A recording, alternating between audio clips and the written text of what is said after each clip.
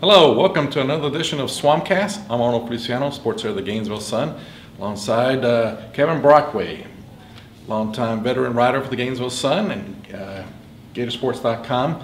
Let's talk about national scape. I know this is more about Florida basketball and the SEC. Let's take a look at the national landscape here with Florida not having to play until Sunday. Your thoughts about the new number one? Yeah, how about that? Kansas getting knocked off by Kansas State. And I had actually, I have a vote in the AP poll. I had voted them number one. I was kind of debating between them and Pittsburgh, but I went with the Jayhawks. And, they play Kansas State on Monday night, and Kansas State pretty much blew them out of the building. But, when you go on the road in college basketball, it's so difficult no matter where you are, because of foul calls, of the crowd. Things come up, and, we're still talking about 18 to 21-year-old kids here, so. I think that the environment might have gotten to some of those younger Kansas players, and give Jacob Pullen credit, 38 points. He was phenomenal. Yeah, how does that bode for Florida? I know Florida beat Kansas State, right? Yeah, earlier in the year it was on a neutral floor. Don't forget Kansas State, when they play Kansas in Kansas, they got blown out. But yeah, no doubt it'll help the RPI a little bit. I think Kansas State right now is probably a bubble team in the NCAA tournament. Mm-hmm. They're not necessarily a sure thing. But anytime you have those wins, yeah, it definitely helps your RPI. But Florida's in pretty good shape right now. They're, obviously number 14 in the country, and they're also 13, 14, 15 in RPI, depending on where you look at them. So if they can continue to win out and play strong, you're talking about a team that's potentially a top 4 seed in the NCAA tournament. And if you're talking about top 4 seed, you're talking about the possibility to play in Tampa in that first round and be close to home. All right. Let's get back now to the Gators. 4-game winning streak. Have their bye week coming up. Couldn't come up at a better time for them. Yeah, no question, with Chandler Parsons ailing and really a kind of a gutty win there, 61-68. Again, a team that's resilient, that overcomes things. Alex Tyus misses a pair of free throws. You foul Cameron Tatum with like 20 seconds left. You're thinking, okay, they're going to go up probably by 3 and have to hit a three-pointer just to get to overtime. They get a break. Tatum misses it. Tyus, who missed the free throws, comes up with the rebound. They get in transition, and Irvin Walker, has a nice path to the basket. They drew up Billy Donovan drew up a nice play on that ball screen there. He had a clear path. He went in, wasn't afraid to take the shot, made it. And then, you hold on for dear life with Melvin Goins missing the three-point attempt. But sometimes, in a season like that, you need a little bit of luck. Brandon Knight misses a 3 at the end that could have won it. That's right. Irvin Walker hits a 3 against Georgia early in the season that sends it to double overtime. So some breaks are going, Florida's way. But I think the main thing with Florida is, when you defend the way they have throughout most of the season, you're going to give yourself a chance and put yourself in a position to win. All right, Chandler Parsons' injury. I know they're talking about a deep thigh bruise. You think this is going to affect him at LSU? You're going to hold him out or what?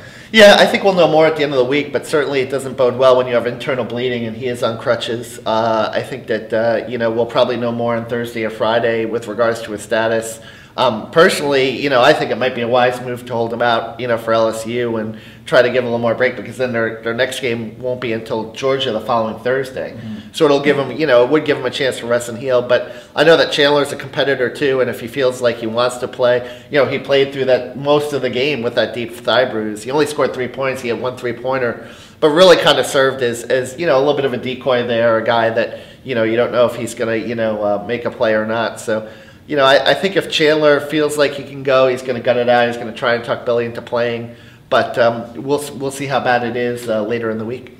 All right, LSU, bottom team in the West, SEC West. Florida, the top team in the East. How do you see this matchup here? Well, Florida can't go in, overconfident. I saw a few years ago the 04s go into LSU and lose when LSU was at the bottom of the SEC West. So, anything can happen when you're on the road in college basketball, like I mentioned before. So I think Florida just has to come in with a good mindset, kind of like similar to what they did at South Carolina. Just play their game, play hard. If you don't play Parsons, it'll be interesting to see what kind of lineup Billy goes with. I think he would go with the 3-guard lineup, maybe play Scotty Wilbekin, with Boynton and with Irvin Walker. It'd be a little bit of a smaller lineup. You might not get as much rebounding out of it, but I think it would also be a quicker lineup. And LSU starts, 3 guards as well, so it'd be a situation where maybe you'd match up a little better.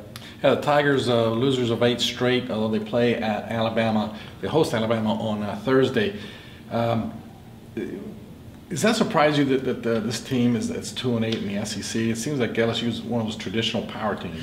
Yeah, it's been a tough go for Trent Johnson. The first year he inherited a lot of John Brady's players and he won the SEC. and was Coach of the Year. And then the rebuilding really started the second year when a lot of those players left. He had a veteran group, and he's had some misses in recruiting. Aaron Dotson, the kid from Seattle, everyone expected to be an impact freshman. It didn't happen. As a sophomore, he's playing a little bit better, but he's still not quite there yet. He had some injury issues. I think they have a good young freshman class. Andre Stringer is a nice player. He's not too bad. Ralston Turner is a good player. Their two leading scorers are freshmen. So when you're young like that, I think you go through some growing pains, and right now they're going through that right now. Their big guys are just kind of average. Storm Warren, Malcolm White. They're serviceable guys, but they're not impact guys. And, Trent Johnson has been, I think, really trying to hammer down, just trying to defend and rebound, and that'll give you a chance. But I think, the athletic director that hired him there will be very patient with him. And I think in a few years, I think he's proven that he's a good enough coach that when, his guys get older and his group gets older, I think they're going to turn things around. Game is Sunday, 1 o'clock tip on ESPN.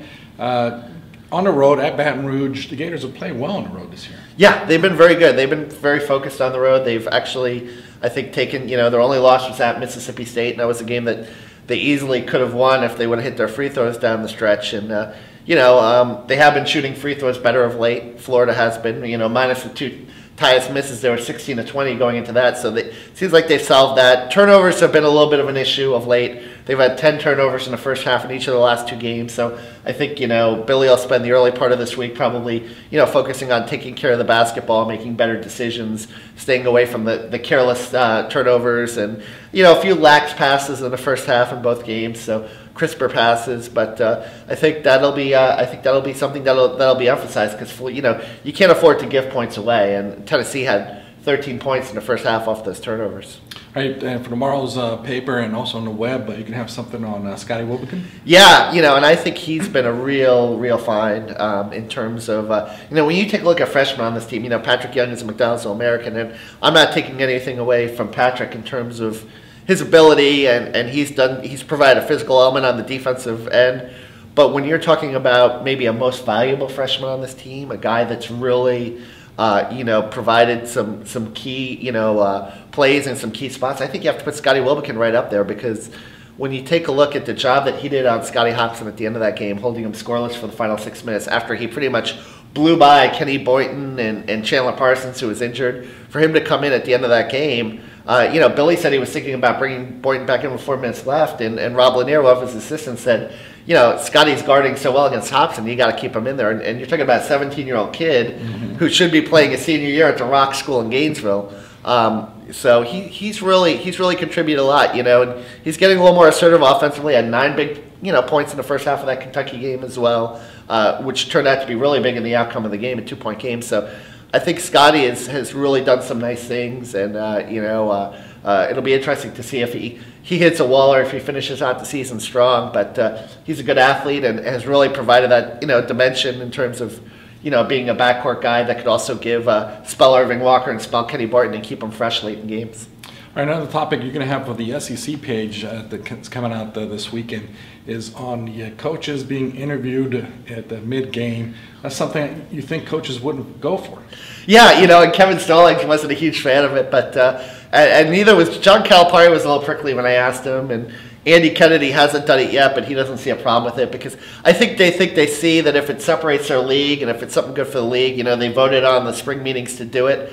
But at the same time, you're doing it in the middle of a game, you're gathering a team for a timeout or a TV timeout. I'm sure these coaches would want to spend time talking to their players a little bit. But most of them say they throw it to their assistants, and it's only a few minutes out of a game, 10, 15 seconds. They can get by with it. But it is interesting to see. That's probably just another step to try to promote the game.